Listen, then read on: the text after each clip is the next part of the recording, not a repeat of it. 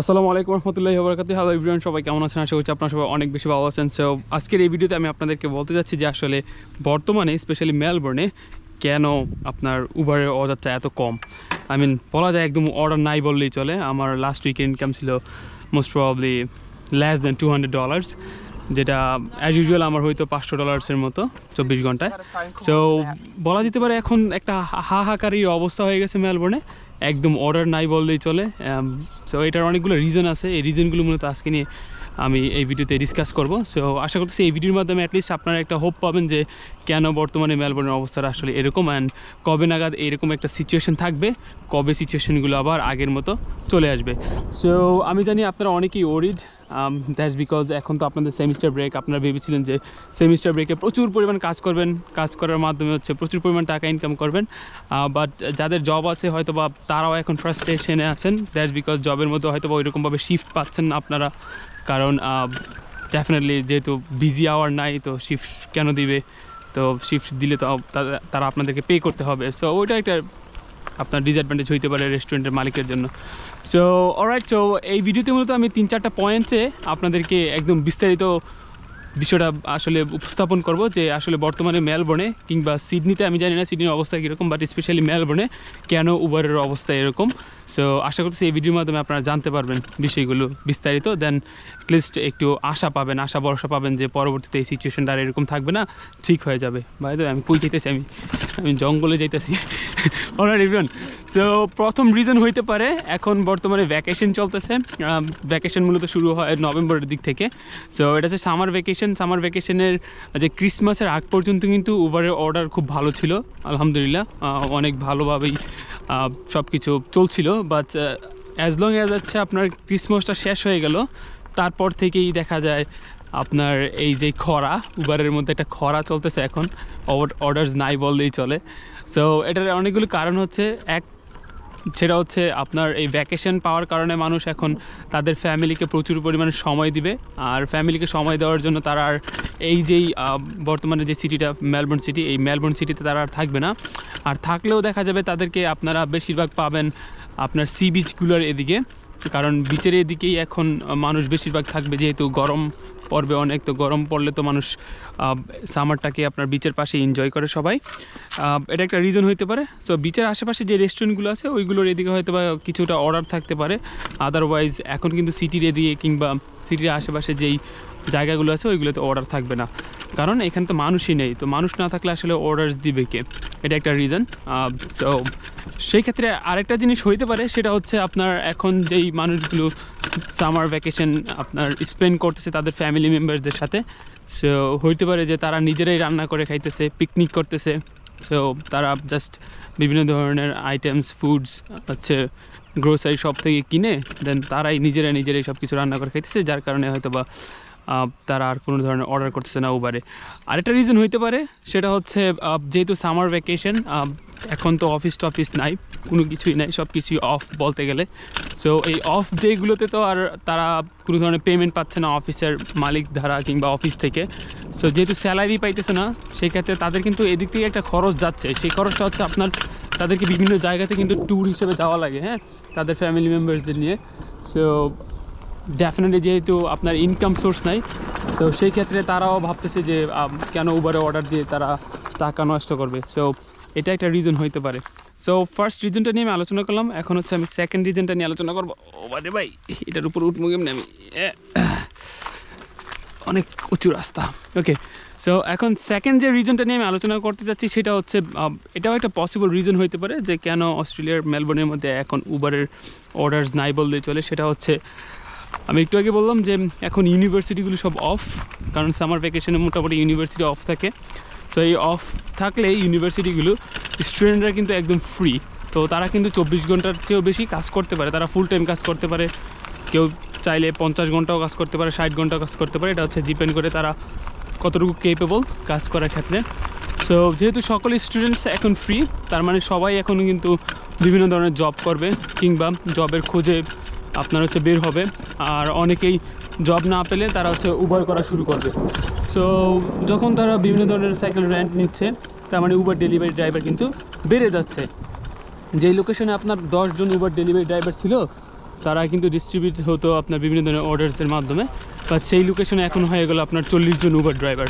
তো ডেফিনেটলি একটা অর্ডার আপনার হচ্ছে পাওয়াটা কিন্তু খুব মুশকিল হয়ে যাবে, কারণ ওইখানে অনেক বেশি উবার ড্রাইভার।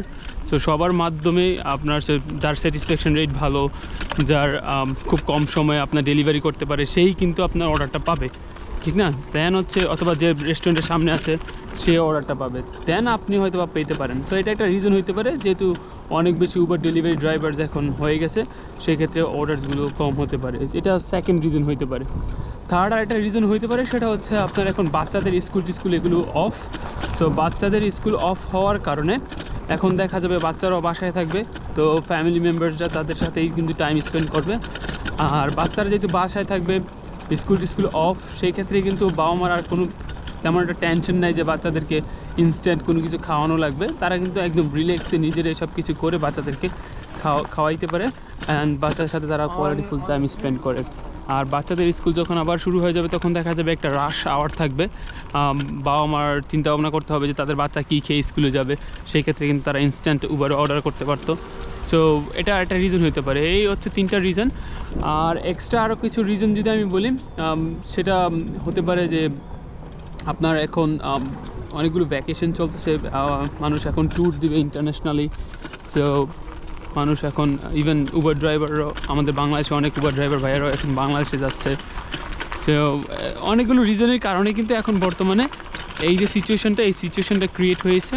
সো আশা করতেছি এই সিচুয়েশনটা বেশি দিন থাকবে না। আমি অনেক ধরনের ভাইয়াদের সাথে কথা বলেছি, আপুদের সাথে কথা বলেছি, সবাই বলতেছিল যে এই জানুয়ারির এই যেই আপনার মান্থটা, এই মান্থটা আসলে একটু এরকমই যায়, একটু বলা যায় টান উত্তেজনা যায় আপনার হচ্ছে ব্যাংকের মধ্যে, আমাদের ব্যাংক ব্যালেন্সের মধ্যে একটু হিসাব করে চলতে হয়, কারণ অর্ডারস থাকে না, আপনার ইনকাম থাকে না, যার কারণে আমাদের একটু স্ট্রেসের মধ্যে থাকতে হয়। বাট যতটুকু আশ্বাস পেলাম ওদের কাছ থেকে, সেটা হচ্ছে এই জানুয়ারি মাসের পর থেকে, ফেব্রুয়ারির ফার্স্ট কিংবা সেকেন্ড উইকে যখন আবার ইউনিভার্সিটিগুলো তাদের নতুন সেমিস্টার শুরু করে দিবে, তখন আশা করতেছি এই যে সেই সিচুয়েশনটা আবার আপনার আগের অবস্থায় ফিরে আসবে।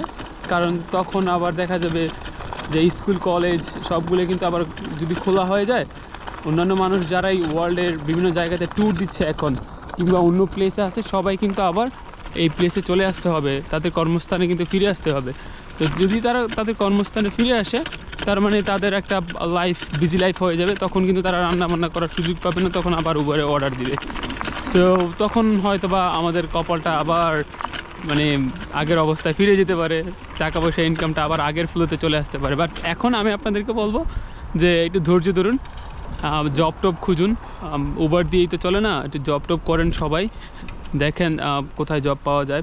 সো ইনশাল্লাহ জব টব হয়ে গেলে দেখবেন যে আপনার লাইফটা স্মুথলি চলবে। আর যাদের জব হচ্ছে না, যদি উবারই করেন, আপনার ইচ্ছা যদি থাকে শুধুমাত্র উবারই করবেন, তো তাদেরকে বলবো একটু ধৈর্য ধরুন। এই সিচুয়েশানটা সবসময় এরকম থাকবে না, আর কয়েকটা উইক হয়তো এই সিচুয়েশানটা থাকবে, পরবর্তীতে কিন্তু সব কিছু ঠিক হয়ে যাবে। সো আল্লাহ ভরসা, ইনশাল্লাহ সব কিছু ঠিক হয়ে গেলে দেখবেন আবার লাইফ আবার স্মুথ হয়ে যাবে ইনশাল্লাহ। সো আল্লাহ যেহেতু আমাদেরকে পাঠাইছেই, তো রিজিকের ব্যবস্থা অলরেডি করেই রাখছে। সো টেনশন নিয়েন না, প্যারা নিয়েন না, এই সময়টাকে কাজে লাগান, নিজেকে ডেভেলপমেন্ট করেন, নিজের যে স্কিলস আছে সেই স্কিলকে আরও একটু ইমপ্রুভ করেন, যেন ইন ফিউচারে আপনি গ্র্যাজুয়েশন কমপ্লিট করার পরেও আপনি যে ফিল্ডে গ্র্যাজুয়েশন করেছেন ওইটাতে জব না পেলেও অন্য একটা ফিল্ডে জব পেতে পারেন। কয়েকটা স্কিলস হাতে রাখেন, দেখবেন যে ইনশাল্লাহ সব কিছু স্মুথলি হয়ে যাবে। Alright everyone, so that's all for today. এই ছিল মূলত অনেক দিন ধরে আমি অনেক মানুষের কাছ থেকে ইনকোয়ারি পাচ্ছিলাম যে ভাইয়া এখন উবারের অবস্থা কেন ভালো না, কি হইতে পারে, পসিবল রিজনসগুলো নিয়ে একটা ভিডিও মেক করেন। সো এই জন্য মূলত এই ভিডিওটা মেক করা। আশা করতেছি এই ভিডিওর মাধ্যমে আপনারা কয়েকটা পয়েন্ট পেয়ে গিয়েছেন যে কেন এখন বর্তমানে মেলবোর্নের উবারের অবস্থা এরকম, আর কবে নাগাদ এই উবারের অবস্থাটা আপনার আবার শিথিল হয়ে যাবে, আবার পূর্বের অবস্থায় ফিরে আসবে।